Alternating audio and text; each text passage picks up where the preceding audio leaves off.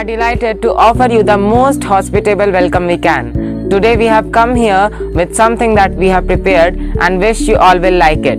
Let's start.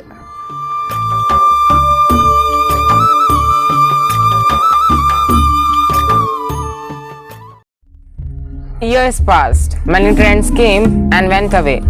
But one thing that we all remember is that nothing can dim the light that shines from within. And the same thing happens. Embroidery was praised by peoples years ago as well, and today as well the preference of women is embroidery. And today our topic is the same, embroidery. Let's start. What is embroidery? Embroidery is an art in which we decorate any type of fabric or any other material with a needle and a thread or any yarn to make it elegant or more beautiful. This time all thanks goes to China, because embroidery was first invented in China and first embroidery work was done in China. But a matter of fact is that India is the most famous country for embroidery. Now let's see different types of embroidery.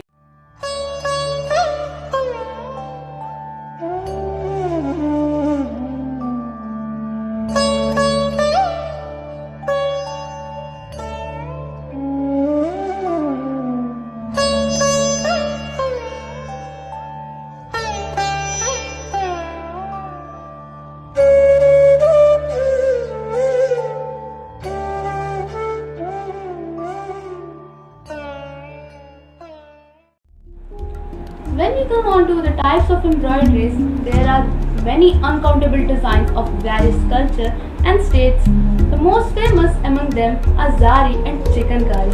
Chika means shadow and Kari means work, which means shadow work. Many years passed, trends came up, but still there is a huge demand of embroidered cloths in ethnic wear sections for festive seasons and different occasions. Zari is an even thread traditionally work done by pure silver and gold work especially on saris, whereas Chikankari is delicate artfully hand-done embroidery on different types of textures such as muslin, silk, net, etc. When we come on to the markets, Lucknow is the heart of the Chikankari embroidery, and whereas Surat has the largest market of the embroidered cloths. And if you want to visit the nearest place, you can visit Chandni Chowk and Sarojini Nagar. It has a huge variance exported from these big markets.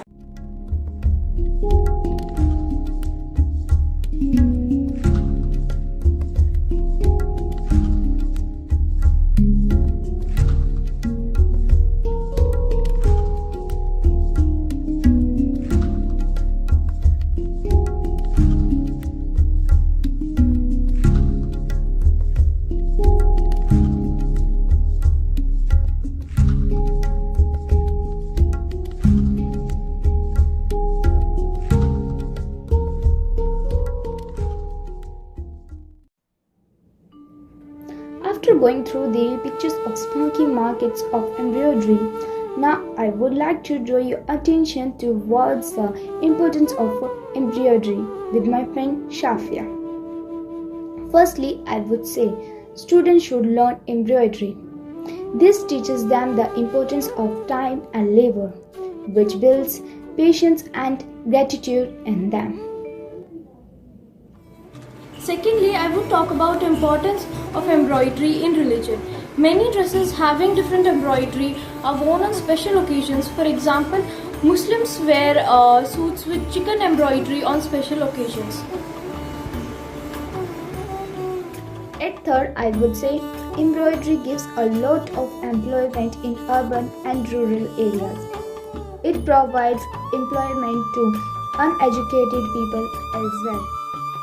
At last, I would like to share an amazing fact that India exports a lot of embroidery clothes, which makes India a huge global trader in clothes.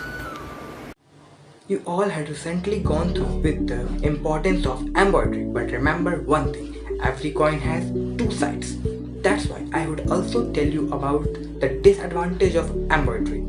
Firstly, it is very expensive in comparison to other types of design in the market, because its cost is depend upon the number of stitches, and a small piece of embroidery contains 700 to 800 stitches, and on the other hand it contains lots of labor and time but gives very small amount of product as a result. Now at last but not the least, I would like to say one thing.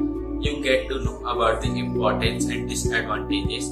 You even get to know where the markets are. Now choice is yours. We all love our elegant embroideries, but if we talk about money, we just avoid them as they are more expensive to us. And we should also think about the labor and time taken to create it. We should buy it which are created in India, we pay to our own country. But if we buy Western clothing, we pay to them. So please buy our old traditional and cultural dresses and encourage our embroiderers.